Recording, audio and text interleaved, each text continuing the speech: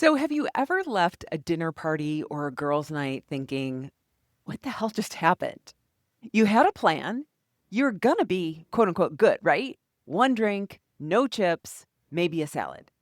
But an hour in, and you're halfway through a margarita, elbow deep in guacamole, and already negotiating when you'll start over. Now, here's the truth, it's not that you're broken or anything's wrong with you. And this is not a willpower problem. And no, you're not the only one who does this. In today's episode, we are unpacking why eating around other people feels so incredibly difficult and what's actually going on beneath the surface when you abandon your intentions in the middle of a meal. It's not about food, it's about belonging, performance, pressure, and the invisible rules that we've all learned about what women should and shouldn't eat in public. If you've ever felt like the odd one out at the table, or like you needed something just to feel normal, this episode is going to hit home. Don't skip it. You'll finally understand what's really going on and why it's not your fault. Welcome to the Total Health and Midlife podcast, the podcast for women over 40 who want peace with food, ease in their habits, and a body that they don't have to fight with. Hey everyone, welcome to the Total Health and Midlife podcast. I am Elizabeth Sherman, your host, and I want to thank you for tuning in today. Now, before I start, let me give you a quick heads up. This episode pairs really well with one that I released 2 weeks ago called Food is Friendship. That one dives into what happens when your relationships are built around shared food habits and how changing your eating can shake up your relationships. If you haven't listened yet, I would love for you to check it out after this one. You don't need to listen to it before, but you'll probably see some of your own story in both. Okay? So tell me if this sounds familiar.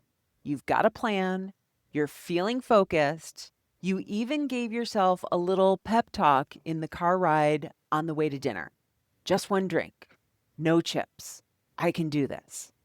Maybe a grilled chicken salad or something light, something that I'm supposed to eat.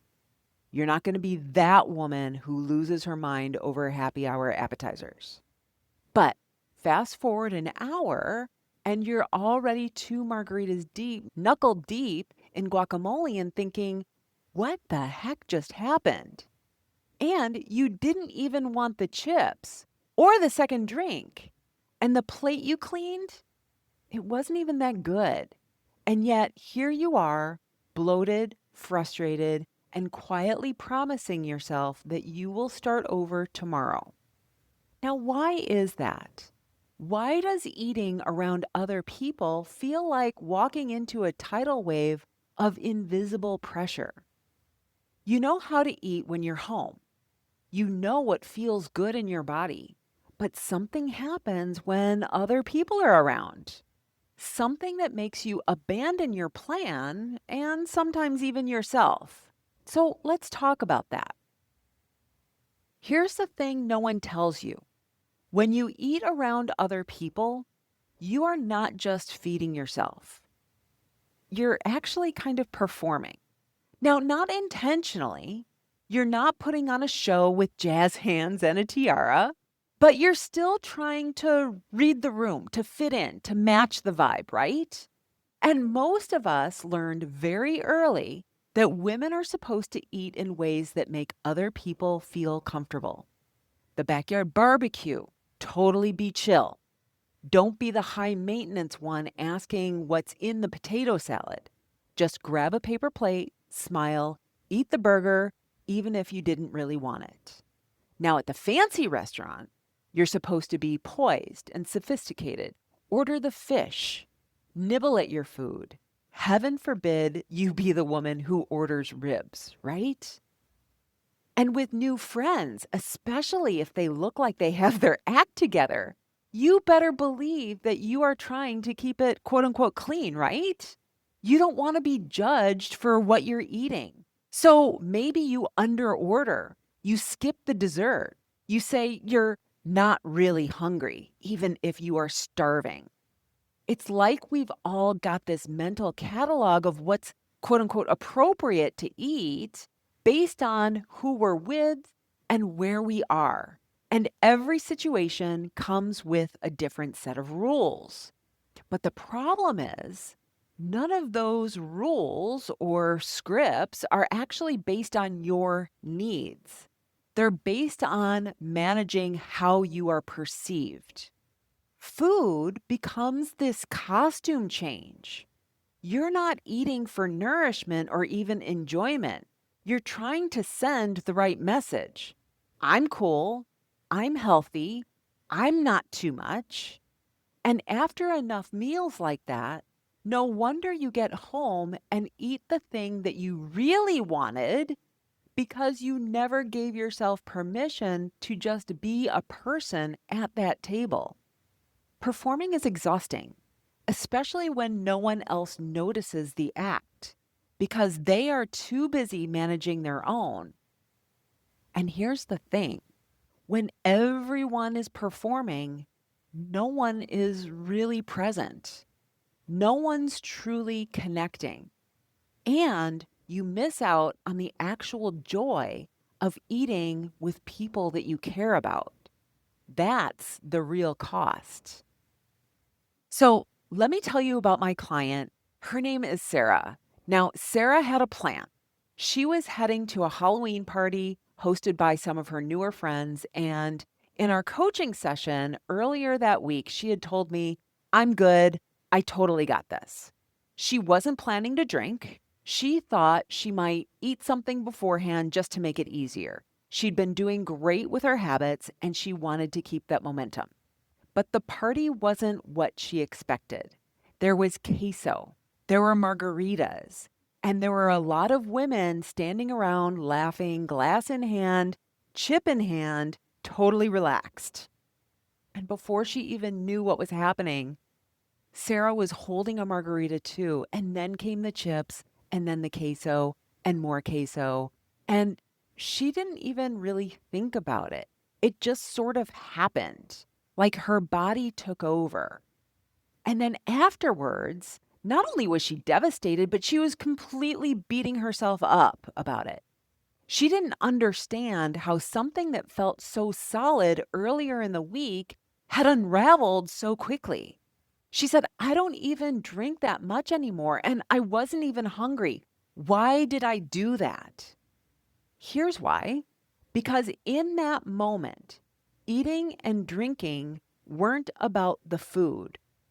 They were about avoiding the awkwardness about not doing what everyone else was doing. It was about belonging.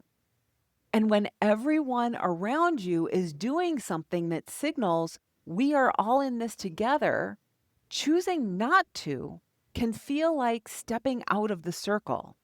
It's awkward, it's lonely, and it feels like rejection even when no one's judging you. Sarah didn't cave because she was weak. She caved because she's a human. Because our brains are wired to seek connection and avoid social risk.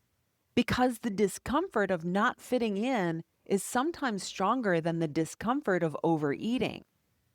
And if that sounds familiar, if you've ever been the woman standing there with the red Solo cup in one hand and a voice in your head whispering, this isn't what we said we were going to do, there is nothing wrong with you. You're not undisciplined. You're just trying to stay part of the group. There's nothing wrong with you for wanting that. A few years ago, I went out to dinner with two of my friends. They were actually former clients of mine. Nothing fancy, just a casual restaurant. And I was ready. I was really looking forward to this dinner. I looked at the menu ahead of time. I knew exactly what I wanted. I was hungry. I'd had a long day and yeah, I just wanted to eat. And so I ordered a full entree that sounded delicious and satisfying. I was the first one to order. I was confident. I was certain. And then friend number one ordered a side salad. And friend number two ordered soup. And all of a sudden, I felt it. there was that little rush of panic in my chest and that moment of, oh my God, did I just overdo it? Did I not understand what the assignment was? It wasn't that they said anything. No one raised an eyebrow or commented on what I picked, but inside my brain, it was so loud. And I called them on it. I was like, what the heck, guys? I started second guessing everything. Was I being extra? Did I just break some unspoken code of how women are supposed to eat in groups? Was I going to look like I had no self control? Here's the thing, I was still hungry. I still wanted what I ordered, but suddenly it felt wrong, like I'd missed the memo. And that's the power of social conditioning. Even with all the work that I've done on my relationship with food, even as a coach, it still hits sometimes. That reflex to shrink, to match the group, and to not stand out. And it wasn't about the food. It was about not wanting to be different because different can feel threatening, even when no one says a word. It's wild how quickly we can go from I'm listening to my body to I'm doing it wrong just because of what someone else is doing or eating. And then we wonder why eating with others is so freaking difficult. We've been told that if we just follow the rules that we'll be successful. Eat this, not that. Measure, track, avoid, control. And if you can't stick with it, well, that's on you. You must not want it badly enough. You must not have any willpower. You must be lazy, undisciplined, and addicted to food. It's such a seductive lie because it makes everything look simple. Just follow the plan.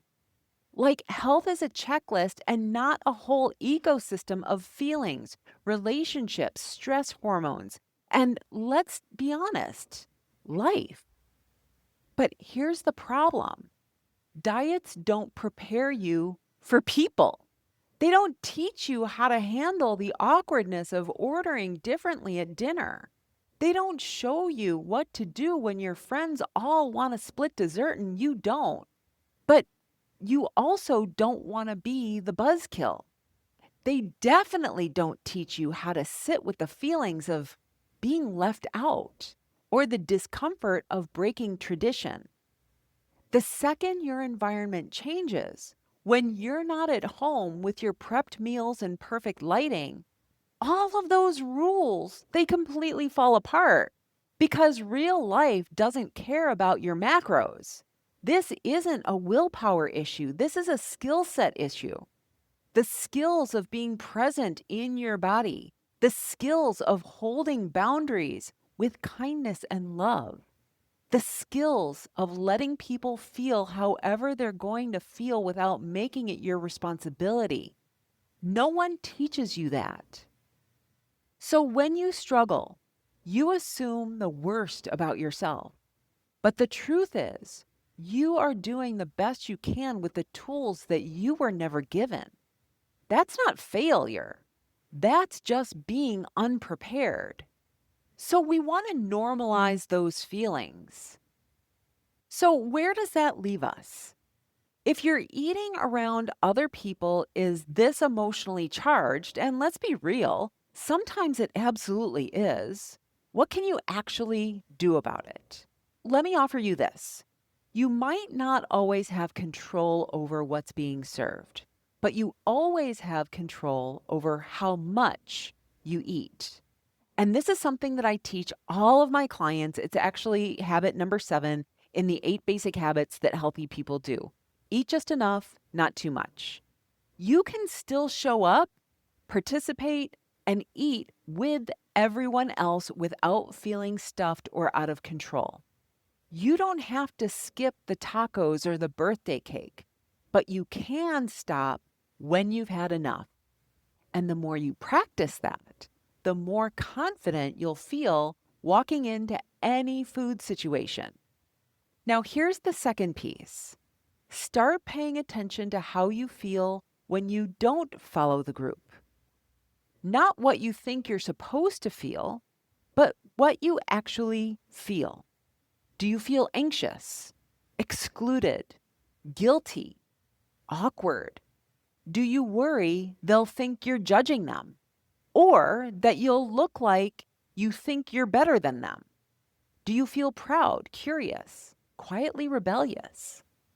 These are powerful clues because when you understand why it feels so uncomfortable, you stop thinking something is wrong with you and you start realizing, oh, this is that old belief again, the one that says fitting in is more important than feeling good in my body. But you're allowed to eat the way that you want to eat, even if no one else is doing it. No one else can feel your hunger or your fullness. No one else knows how your body reacts to food or what kind of day you've had or what your goals are. You're the only one who knows what enough feels like. And that awareness is your superpower. If you've ever left a party or dinner thinking, why did I do that? Be aware that you are totally not alone. This is so incredibly normal. And more importantly, you're not broken. Most of us were taught how to follow the food rules, but we were never taught to understand our reasons. We weren't taught to ask, what was I feeling when I reached for that third slice? Or was I trying to belong more than I was trying to nourish myself? And that's exactly why I created my free guide, The 82 Reasons You Overeat That Have Nothing to Do with Food. It's a list of real human reasons, things like boredom, habit, people pleasing, even tradition, that drives us to eat when we're not hungry. Things like queso at a Halloween party, or a second drink that you didn't plan, or matching the table when you really wanted something else. This guide will help you see yourself with so much more compassion. Because once you understand why you're eating, you can start making different choices without white knuckling your way through social events. So go grab the guide. It's free. You can find it at elizabethsherman.com/82-reasons. That will actually be in the show notes as well. And it's the first step towards building a relationship with food that actually includes your real life. You don't need more rules. You just need better tools. And if today's episode resonated, don't forget that there's a companion episode that goes hand in hand with this one. I released it 2 weeks ago, and you can find it 2 spots up or down, depending on how you sort your podcasts, in your podcast feed. And together, they will give you a fuller picture of why food feels so emotional and what to do with it when it gets complicated around other people. That's all I have for you today. Have an amazing week, and I will talk to you next time. Bye-bye. Now, before you go, if today's episode hit a little too close for home, or if you've ever wondered, why did I eat that? I have something for you.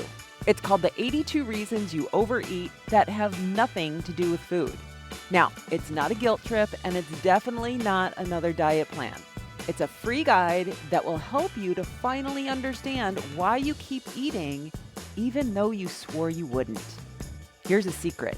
It's not about willpower. It's about everything else. You can grab your copy right now at elizabethsherman.com/82reasons. Seriously, go download it. You'll feel seen, and it might just be the start of something different.